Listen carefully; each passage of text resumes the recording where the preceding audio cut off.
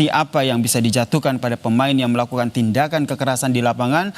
Kami membahasnya bersama dengan analis sepak bola, Bung Firzi Idris yang telah bergabung di Kompas Petang. Selamat petang, Bung Firzi. Ya, selamat petang. Ya, Bung Firzi, tentu update pemirsa Kompas TV. Ya, tentu update juga ya soal insiden ini. Tentu ini bisa dikatakan mencoreng dunia sepak bola tanah air. Dari hemat Anda sendiri, apa sanksi yang layak diberikan sehingga ini betul-betul tidak mencoreng dunia sepak bola tanah air? Ya, kalau kita lihat memang kejadiannya sangat-sangat memilukan, sangat-sangat memalukan, dan bagi saya udah tidak penting siapa yang memenangi laga itu ya. Kalau sportivitas kalah di atas kemenangan gitu. Jadi yang lebih penting di sini apalagi di usia muda kan adalah sportivitas. Dan ini bukan kejadian yang baru ya, karena pada Januari kemarin kalau kita ingat di Liga 4 Jatim juga ketika itu terjadi ya tendangan kungfu pemain Putra Jaya Pasuruan ya, Muhammad Hilmi Gimnastiar melepas tendangan kungfu juga ke pemain Perseta, dan ketika itu hukumannya adalah pencoretan ya, pemecatan dari tim ya. Di sini kan yang bikin kita kecewa juga terlebih adalah kita tahu Fadli itu bukan seorang yang kita tidak kenal gitu. Dia adalah pemain inti ketika di Timnas U17 kemarin. Dia bermain juga di Piala Dunia U17 ya, selalu bermain. Dan kalau merujuk pada balik lagi ke pertanyaan Mas Yasir, kalau merujuk kode disiplin PSSI di pasal 54 ya terkait memancing kebencian dan kekerasan. Jadi memang Alberto ini berpeluang mendapat hukuman yang beratnya ya. Hukuman itu bisa jadi sanksi skorsing dari sepak bola, aktivitas apapun, tidak kurang dari 12 bulan alias 1 tahun. Dan ini pernah terjadi di EPA juga ya, ketika pada 2021 pemain Bayangkara U18 Hugo Samir ketika itu dihukum Komdis PSSI 1 tahun larangan bermain setelah dia menendang wasit. Jadi udah ada presiden, ada hukuman panjang, hukuman lama bagi anak-anak muda ini yang bermain di EPA.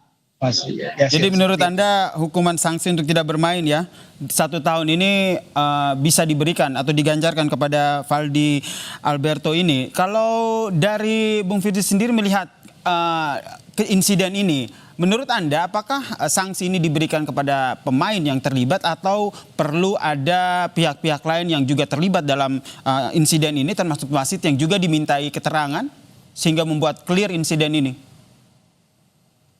Ya benar, tadi dalam pernyataan lengkapnya Pak Yunus Nusi kan juga dikatakan ya, siapapun yang terlibat akan diambil tindakan, dan tadi juga disampaikan juga bahwa ada potensi kelalaian perangkat pertandingan juga. Ini jadi atensi PSSI ke Komite Wasit Pimpinan Ogawa ya, itu juga bagian lanjutan dari pernyataan Pak Yunus tadi, dan ini adalah suatu hal yang juga harus jadi perhatian karena kami juga mendapatkan komentar ya sebenarnya dari Evan Dimas, mantan pemain timnas ya, yang mengatakan bagus sekali komentarnya menurut saya ya, karena dia bilang miris kalau ketika trofi dan kemenangan itu di atas sportivitas dan fair play. Jadi bagaimana jika sportivitas yang diolah itu hanya raganya tapi bukan olah jiwanya. Jadi menurut saya ini komentar yang sangat bagus sekali. Jadi harus ditekankan pada usia segini memang kalah menang itu sekunder lah. Yang penting mereka bisa menjunjung tinggi sportivitas dan fair play, dan kejadian kemarin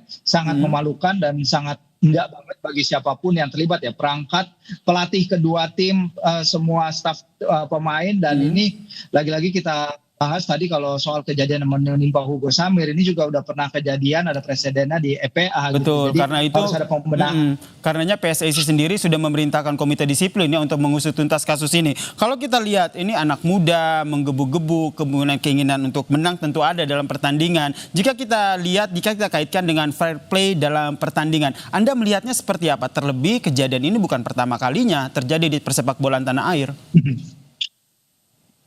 Iya benar, dan tadi juga kami menerima kiriman juga ya bukti video dari Bayangkara bahwa mungkin ada tindakan atau aksi presiden yang dilakukan sebelum kejadian ini, karena kejadian ini kan sudah yang viral kan ketika tendangan kungfu dilakukan, dan itu para pemain kedua kubu sudah berisu di dalam lapangan ya, tapi kan di sini bukan bukan whataboutism ya, bukan bagaimana kejadian sebelumnya atau bagaimana kondisi sebelumnya, tapi apa yang dilakukan untuk mencegah agar emosi para pemain itu tidak terpancing kalau ada keputusan-keputusan yang tidak berjalan bagi para pemain. Dan menariknya tadi kita juga pihak kami juga menghubungi Coach Nova ya, pelatih di Timnas U20 sekarang, dan juga pelatih Alberto di Timnas U17, dan dia mengatakan bahwa dirinya sangat-sangat kecewa dengan apa yang dilakukan Alberto.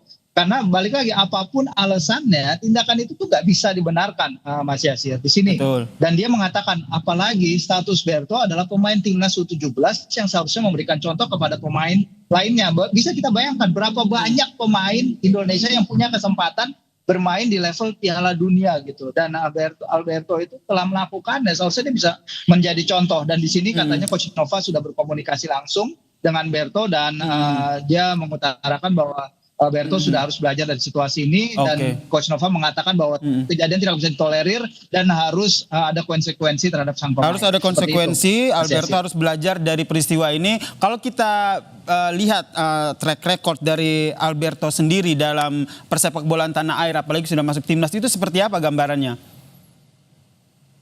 Ya, dia banyak tampil ya di Timnas U17, melakukan 18 penampilan, 7 gol bersama Bayangkara U20. Dia juga udah menghasilkan 6 gol dan 1 assist dari 15 laga. Pemain yang sebenarnya punya talent ya, punya bakat, dan trayek karirnya sebelum ini menurut saya menanjak, terutama ya bagi pemain-pemain Timnas U17 yang bermain di Piala Dunia. Pengalaman luar biasa lagi-lagi, di mana mereka seharusnya bisa membawa pengalaman itu untuk membawa sepak bola Indonesia ke level lebih tinggi. Tapi sekarang ada kejadian ini, menurut saya dia harus siap untuk menerima konsekuensi berat seperti yang disampaikan oleh Coach Nova tadi, Mas Yasir. Dari insiden ini tentu diharapkan ada pembelajaran begitu, tidak hanya kita sebagai penikmat sepak bola tanah air, tapi khususnya terutamanya untuk pemain-pemain muda yang memang mereka berpotensi untuk mengharumkan nama Indonesia. Apa yang menurut Anda ingin disampaikan soal ini? Ya, balik lagi mungkin tadi ke hal yang disampaikan oleh Evan Dimas juga ya kepada kami ya. Dia menekankan bagaimana ini merupakan sebuah tamparan betul bagi semua insan sepak bola Indonesia. Tapi dia menekankan bagaimana kita bekerja sama mencari solusi untuk para generasi muda ini, yang diajarkan bukan hanya mental kompetitif tapi juga berjiwa kesatria ya, mental bergerak bersama. Jadi bagaimana football family bisa tidak hanya menghukum pemain-pemain ini, tapi juga mencegah agar kedepannya tidak terjadi lagi dan tidak mencoreng lagi para pemain muda ini, terutama dalam fase formatif mereka ya, fase pembentukan mereka sebagai pemain. Jangan sampai mereka terbebani mungkin dengan kewajiban tiap kali harus menang sehingga melupakan hal-hal sportivitas dan fair play. Itu sih yang harus ditekankan ke depan. Baik, terima kasih analis sepak bola Bung Firzi Idris telah berbagi perspektifnya di Kompas Petang. Salam sehat.